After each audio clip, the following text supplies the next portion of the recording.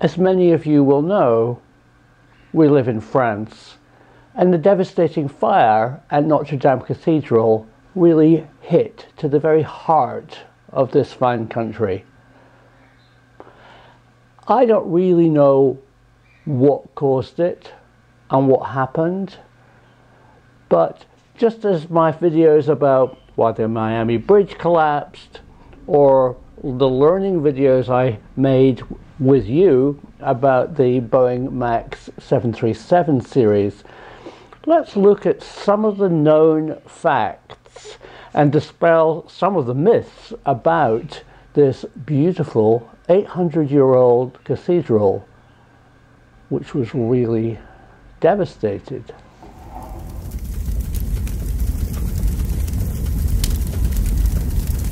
The fire that engulfed the Notre Dame Cathedral, causing its roof and its 300-foot oak spire to collapse, was extinguished, but the damage is severe. Officials are still uncertain about the cause of the inferno, but the cathedral, an 850-year-old exemplar of French Gothic architecture, was undergoing renovations. The time during renovations and general construction is extremely dangerous. Cables are laid all over the place with junction boxes, oxyacetylene cutting torches, welding equipment, and even a simple angle grinder or a light fitting can cause a fire. And this has happened many times. One of the worst examples of a fire during reconstruction is in Glasgow, Scotland. The Charles Rennie Mackintosh Art College suffered a severe fire, and its priceless wooden library was nearly destroyed. Money was raised and work was done to reconstruct the building. But amazingly, during this phase of building work, another fire occurred. This time even worse, again destroying the library, and this time causing severe structural damage even to the brickwork. But if we understand how the building was built, we can possibly understand the nature of the fire. Notre Dame Cathedral hasn't been in great shape for a while. Built in the late 12th century, the cathedral was beginning to show its age.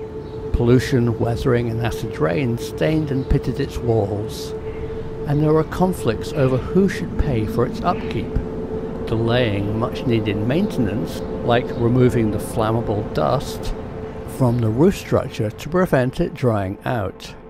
That's a big reason extensive renovations were underway when the fire broke out.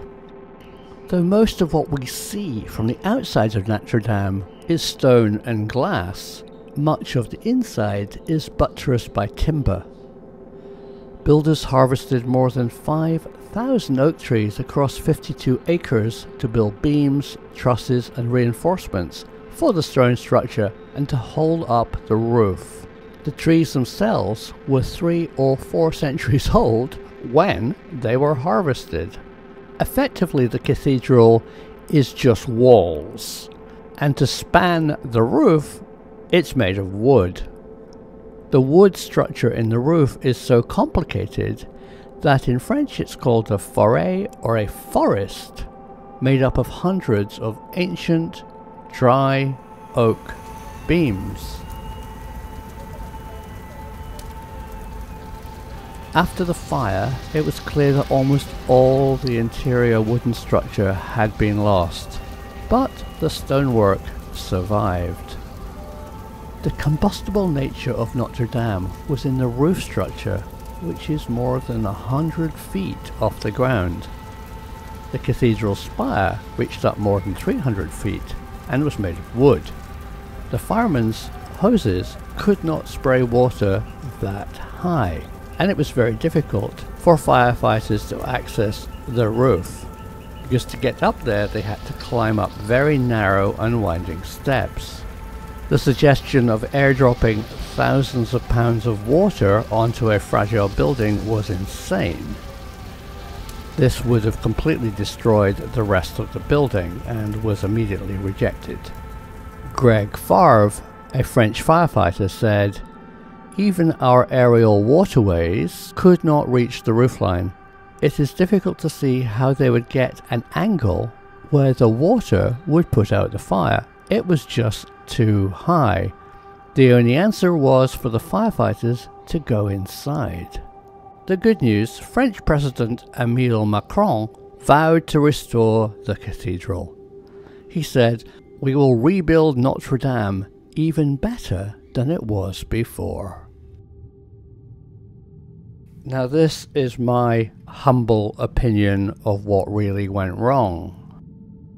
I believe that the construction company should have had sprinklers, 24-hour guards, and have treated the reconstruction job as if they were dealing with an Egyptian tomb.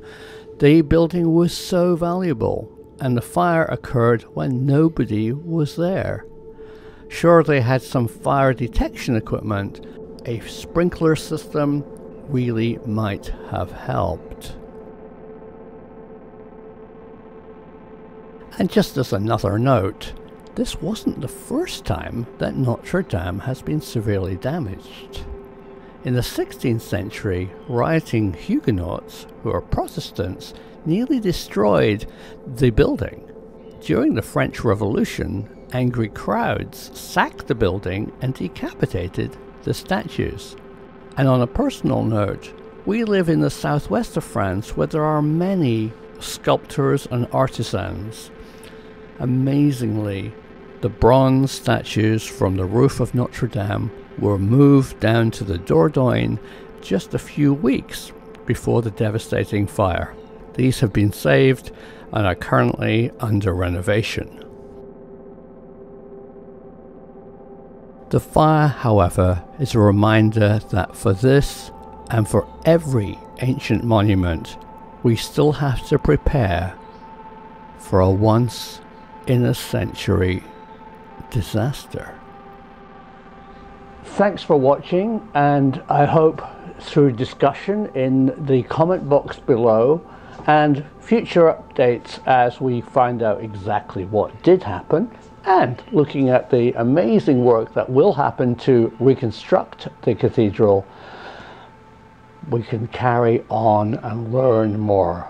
Remember, the truth is out there.